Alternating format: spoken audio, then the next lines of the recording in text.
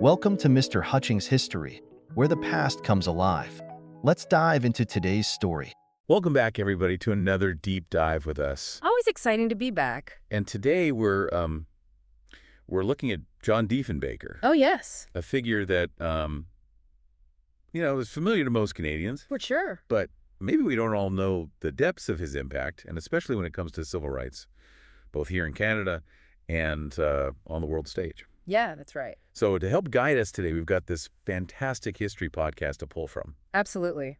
It's a great one. Really digs deep into his story. So let's get into it then. Well, let's dive in. So John Diefenbaker, Prime Minister, what was it, 57 to 63? That's right, 57 to 63. Okay. Yeah, and what's so interesting is, he's often remembered for his stance on apartheid. Right. But there's so much more to his story, especially when you look at his impact on civil rights. And it all starts right here in Canada. Here in Canada. Right. I would have thought we'd be starting with the international stuff with apartheid. Well, we'll get to that. But to really understand Diefenbaker, you got to start with his actions at home. Okay. I'm intrigued. So in 1960, his government enacts the Canadian Bill of Rights.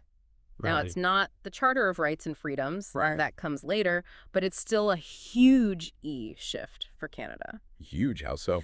Well, for the first time, it enshrines certain fundamental rights, like equality before the law, regardless of race, religion, national origin, or sex. Wow. That's pretty big, especially for the 1960s. Oh, absolutely. It was a bold move, and it really laid the groundwork for future progress on human rights in Canada. So a step in the right direction, but not the final destination. Exactly. It's like setting the stage for the fight for equality to continue. I like that. And speaking of fighting for equality, Diefenbaker's impact on Indigenous rights is a huge part of his legacy. Imagine being told you have to give up your heritage, your identity just to vote. That's, Yeah. I can't imagine having to make that choice. And Diefenbaker saw that injustice, Yeah. and he actually did something about it. He spearheaded legislation that granted all status First Nations people the right to vote in federal elections without having to give up their Indian status. Wow. So before that, they couldn't vote at all. They could, but only if they gave up their Indian status. So essentially sacrificing a part of who they are just to participate in democracy. Exactly. It was a huge barrier to political participation. Okay, so Diefenbaker's pushing for equality at home, but what about his actions internationally? Yes. Now we're getting to the apartheid story. Okay. This is where Diefenbaker's commitment to human rights really goes global. All right, lay it on me. So picture this. It's 1961, a Commonwealth meeting in London, and tensions are high. Okay, I'm picturing it. South Africa, under its apartheid regime, wants back in the Commonwealth. I see. A lot of nations are willing to let it slide for, diplomatic reasons or economic reasons. Right. But Diefenbaker, he's having none of it. I can just imagine he wasn't exactly known for keeping his opinions to himself. You got that right.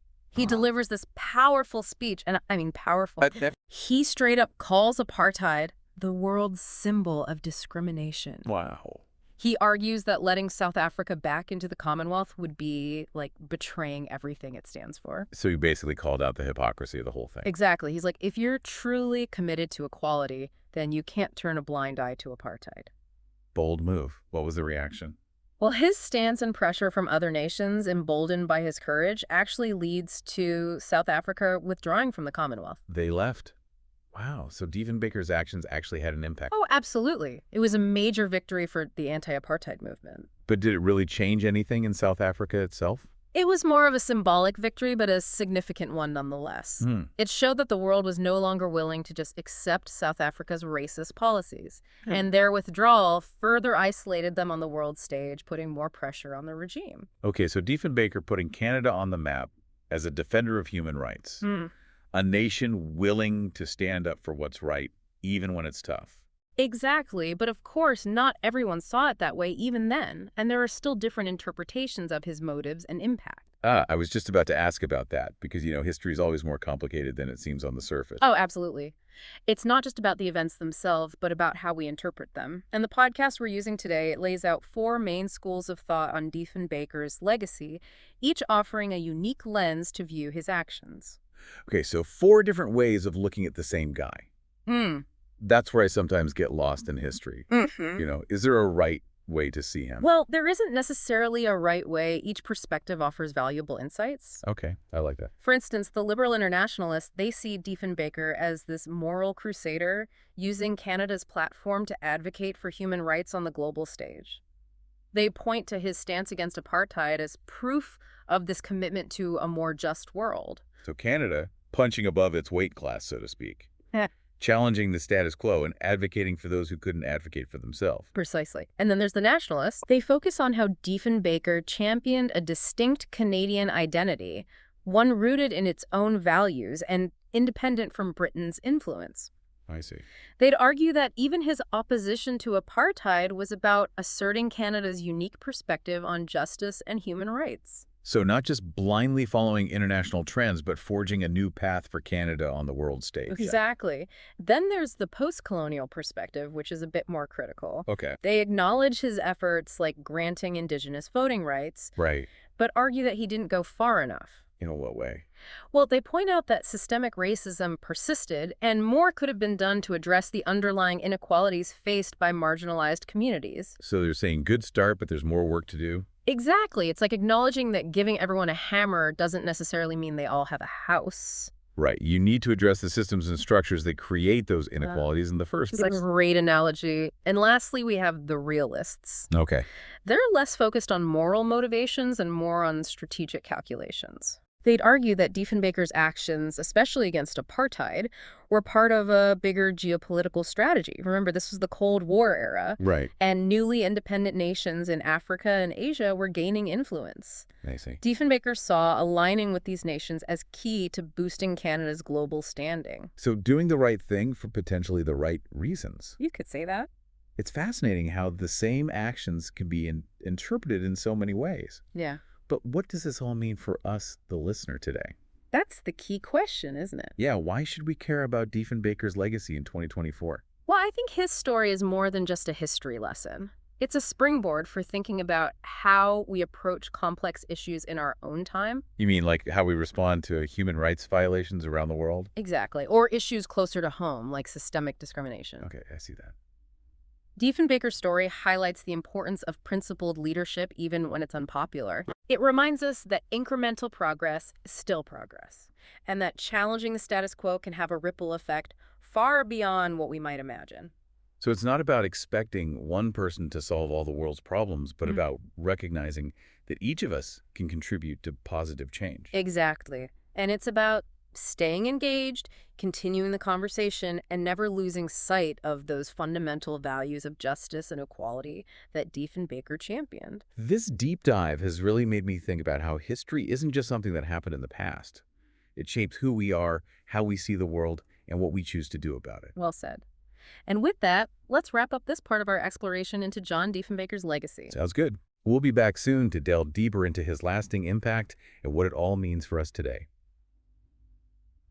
Okay, so back again with our Diefenbaker deep dive. Back for more. And we left off talking about those different historical interpretations of Diefenbaker. Ah, yes, the different lenses through which we can view his legacy. Right, and you were about to tell us more about those four schools of thought. Right, so we have the liberal internationalists, the nationalists, the post-colonialists, and the realists. Okay, remind me again, what's the difference? Well, the liberal internationalists see Diefenbaker as this kind of moral crusader, using Canada's platform to champion human rights on the global stage. Okay.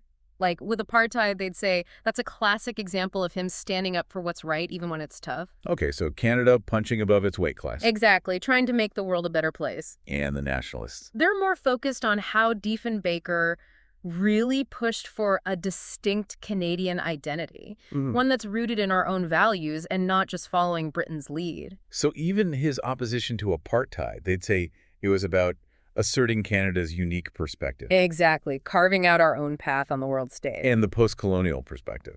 They're a bit more critical. Okay. They acknowledge the good things Diefenbaker did, like granting Indigenous people the vote. Right. But they'd say he didn't go far enough. Like, what else could he have done? Well, they point out that systemic racism continued, and more could have been done to tackle the underlying inequalities faced by marginalized groups. So good start, but not the finish line. That's a good way to put it. And the realists. They're less concerned with morality and more with strategy. So they'd say Diefenbaker's actions were calculated moves on the world stage. Exactly. Especially with apartheid. Remember, this was the Cold War. Right. And newly independent nations in Africa and Asia were becoming major players. I see. Diefenbaker saw aligning with these nations as a way to boost Canada's global standing. So doing the right thing, but for maybe more self-interested reasons. You could say that. It's all about perspective. It's really interesting how history can be interpreted in so many different ways. But what does this all mean for us, the average person listening in 2024? Well, I think Diefenbaker's legacy is more than just a history lesson. It offers valuable insights for how we approach the challenges of our own time. Like how we respond to things like human rights violations and discrimination. Exactly. Those issues are still relevant today. And Diefenbaker's story shows the power of principled leadership even when it's unpopular. So even small steps can make a difference. Absolutely. And that challenging the status quo can have a ripple effect that we might not even realize. It's inspiring, but also a bit daunting. Does that mean we all have to become activists to make a difference? Not necessarily. I think it's about finding our own ways to contribute to a more just and compassionate world. So being engaged in our community, speaking up against injustice. Yes. Even just educating ourselves about these issues. Exactly. Every little bit counts. And ultimately, Diefenbaker's legacy is still being written. How we interpret his actions and the lessons we draw from them will shape how we approach the challenges of our time. Wow, that's a powerful thought.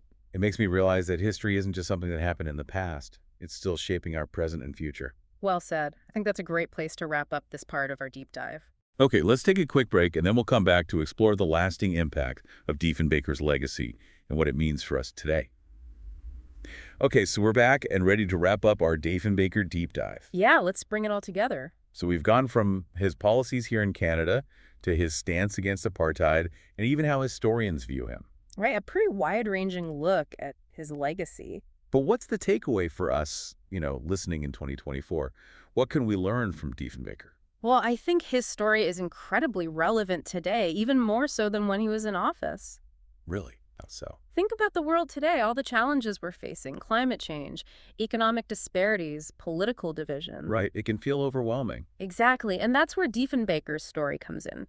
He shows us that even in the face of huge challenges, individuals can make a difference. But it wasn't perfect, right? He made compromises, he worked within a flawed system. Of course, but he never lost sight of those core values of justice and equality, and he was willing to fight for them even when it was unpopular.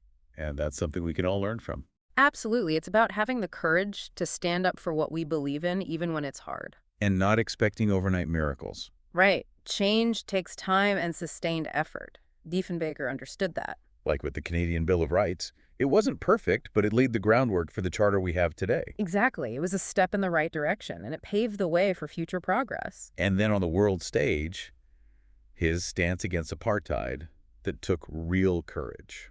Imagine being in that room at the Commonwealth meeting, surrounded by other leaders, many of whom were willing to overlook apartheid for diplomatic reasons. And he just stood up and said no. He didn't just say no, he called it out for what it was, the world symbol of discrimination. Powerful stuff, and it had a real impact. It emboldened other nations to take a stand and ultimately led to South Africa's withdrawal from the Commonwealth. So one person's actions really can make a difference. Absolutely. And that's the biggest takeaway from Diefenbaker's story for me. It's a call to action, a reminder that we all have a role to play in creating a more just and compassionate world. And it's not about grand gestures or becoming some kind of superhero. It's about those everyday acts of courage, speaking up against injustice, educating ourselves, supporting causes we believe in. So basically being engaged citizens. Exactly, and never losing sight of those fundamental values of equality and human dignity. Wow, what a journey this has been. It really has. We've gone from Diefenbaker's domestic policies to his impact on the world stage, and it's clear that his legacy is still being written. Absolutely. How we interpret his actions and the lessons we take from his story will shape how we face the challenges of our own time. Well said. And I think that's a perfect note to end on. So thank you, everyone, for joining us on this deep dive into the complex and fascinating legacy of John Diefenbaker. It's been a pleasure. And until next time, keep questioning, keep exploring, and keep striving to make the world a better place. Thanks for listening to Mr. Hutchings History. Keep exploring, and we'll see you next time.